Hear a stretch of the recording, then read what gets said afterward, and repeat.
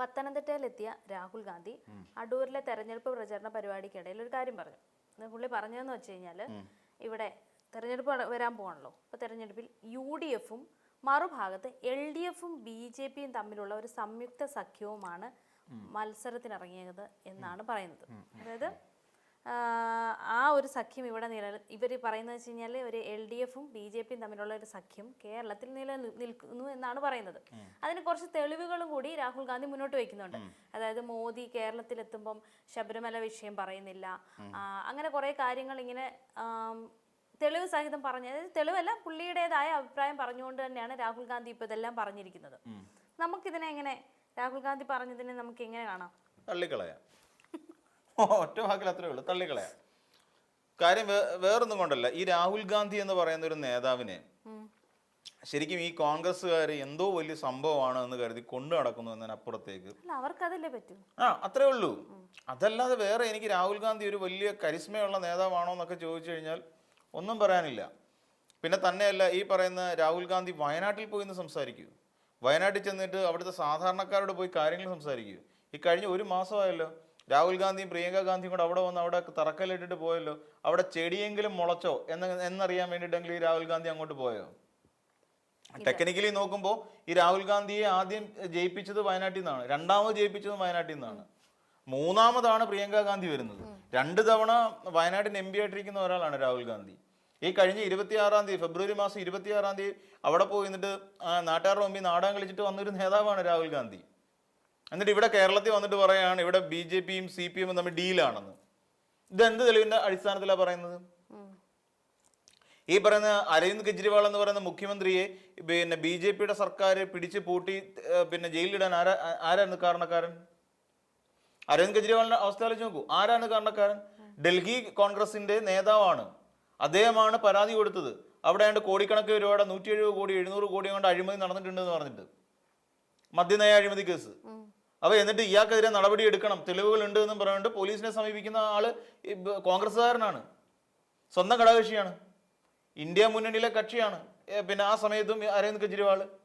അപ്പം കോൺഗ്രസ്സുകാരെ സംബന്ധിച്ചിടത്തോളം ഏറ്റവും അധികം ഡീൽ ഉണ്ടാക്കിയിരിക്കുന്ന മുഴുവൻ അവരാണ്. 19ഓളം മുഖ്യമന്ത്രിമാരാണെന്ന് ഇവിടെ അങ്ങോട്ട് പോയിട്ടുള്ളത്, പല സംസ്ഥാനങ്ങളിൽ നിന്നായിട്ട്. എന്നിട്ട് വീണ്ടും പറഞ്ഞുകൊണ്ടിരിക്കുക ഇവിടെ CPMും BJPയും തമ്മിൽ ഡീലാന്ന്. വിജയിക്കാൻ കഴിയില്ല എന്നൊരു തോന്നൽ ഇവരെ വല്ലാതെ അലട്ടുന്നുണ്ട്. എന്നുവെച്ചാൽ ഇവർക്ക് ഒരു കാരണവശാലും ഇത്തവണത്തെ തെരഞ്ഞെടുപ്പിൽ വിജയിക്കാൻ കഴിയില്ല. രാഹുൽ ഗാന്ധിക്ക് ഒരു കാര്യം അറിയില്ലെന്ന് തോന്നുന്നു. അതായത് നിയമത്തൊക്കെ നടന്നത് എന്താണ്, തിരുവനന്തപുരത്ത് നടന്നത് എന്താണ് എന്നുള്ള കാര്യത്തെ പറ്റി വ്യക്തമായ ധാരണയില്ല. അതിന്റെ പ്രശ്നം കൂടിയുണ്ട്. അതിന് മുന്നേ നടന്നിട്ടുണ്ട്, ലോക്സഭാ തെരഞ്ഞെടുപ്പ് നടന്നപ്പോൾ തൃശ്ശൂർ എന്താ നടന്നതെന്നും അറിയില്ലെന്ന് തോന്നുന്നു. ഇതൊന്നും ഈ രാഹുൽ ഗാന്ധിയെ സമയത്തോളം രാഹുൽ ഗാന്ധിയുടെ പ്രശ്നം എന്താണെന്നറിയോ?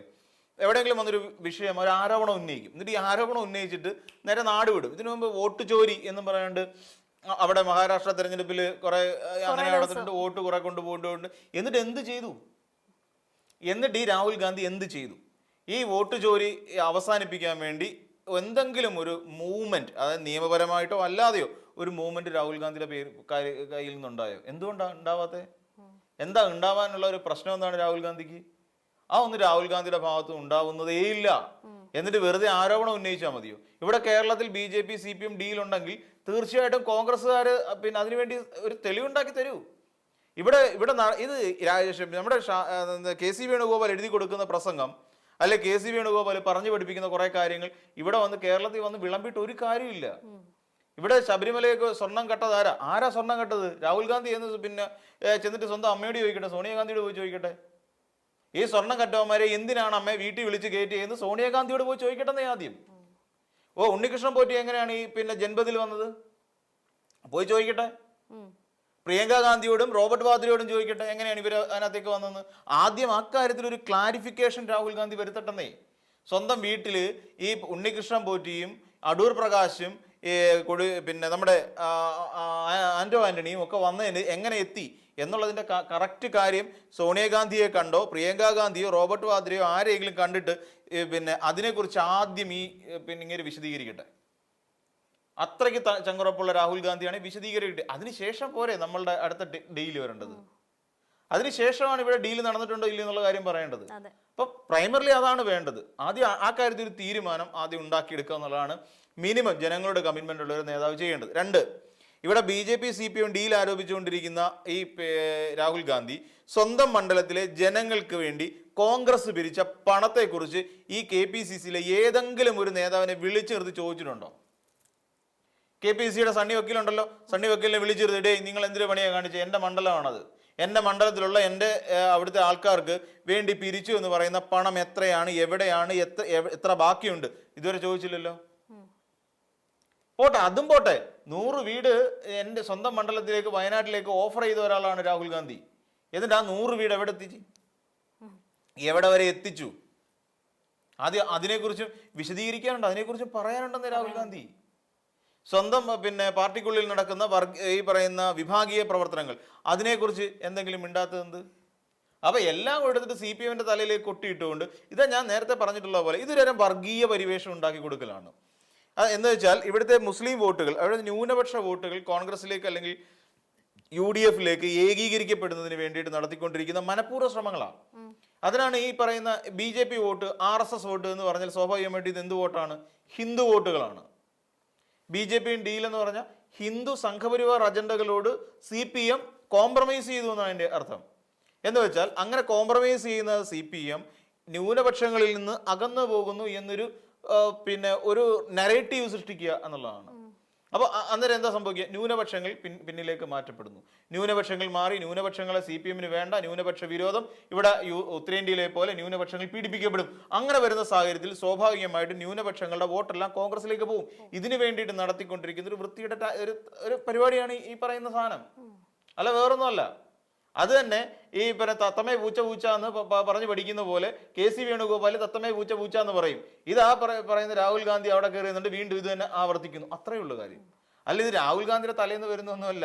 രാഹുൽ ഗാന്ധിക്കെതിരെ കേസുണ്ടെങ്കിൽ രാഹുൽ ഗാന്ധിയുടെ കയ്യിരിപ്പുണ്ടാണ് കേസുണ്ടായത്. ആ കേസ് പലയിടങ്ങളിലും പ്രസംഗിക്കേണ്ടതേ പ്രസംഗിക്കാവൂ. കേരളത്തിൽ വന്ന് എന്തെങ്കിലും പറഞ്ഞിട്ട് പോട്ടെന്ന് ഇവിടുത്തെ CPMമാർ വിചാരിക്കുന്നുണ്ടാ. അല്ലേ? കറക്റ്റ് ആയിരുന്നു അന്ന് ചെയ്ത് വാഴ കൊണ്ട് വെച്ചത് അന്ന് പിള്ളേരെ, SFIക്കാർ പിള്ളേർ, അത് കറക്റ്റാ സത്യം പറഞ്ഞാൽ. എന്നിട്ട് വയനാടുകാർക്ക് വേണ്ടി എന്ത് ചെയ്തു എന്ന് ചോദ്യം ചോദിച്ചു കഴിഞ്ഞാൽ സത്യം പറഞ്ഞു കഴിഞ്ഞാൽ ഈ രാഹുൽ ഗാന്ധി പെടുമെന്നുള്ള കാര്യത്തിൽ യാതൊരു സംശയവുമില്ല.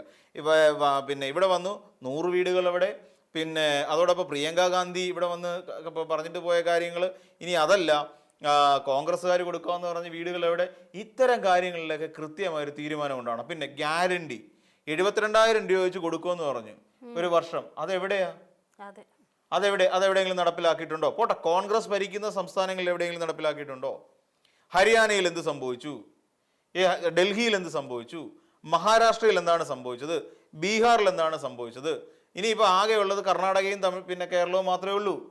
ബാക്കി എല്ലായിടം കൊടുത്തുകൊണ്ടിരിക്കുക. ഹരിയാനയിൽ ഇപ്പം നമ്മൾ നോക്കിച്ചാൽ രാജസ്ഥാനിൽ എന്ത് ഡീലിന്റെ ഭാഗമായിട്ടായിരുന്നു അവിടെ അവിടെ നിന്ന് ഇപ്പോൾ എന്താ പറയുക, KC വേണുഗോപാൽ അവിടെ നിന്ന് രാജ്യസഭാ അംഗത്വം രാജിവെച്ച് കേരളത്തിൽ വന്ന് മത്സരിച്ചത്? അത് ഏത് ഡീലിന്റെ ഭാഗമായിട്ടായിരുന്നു? അത് രാഹുൽ ഗാന്ധി വിശദമാക്കണ്ടേ? രാഹുൽ ഗാന്ധി വിശദമാക്കണം. ഇവിടെ ഈ പറയുന്ന പോലെ ബീഹാറിലും ഒഡീഷയിലും ആൾക്കാരെ MLA കൂറുമാറി വോട്ട് ചെയ്ത് അവിടുന്ന് 2 സീറ്റ് അധികം BJPക്ക് നൽകി.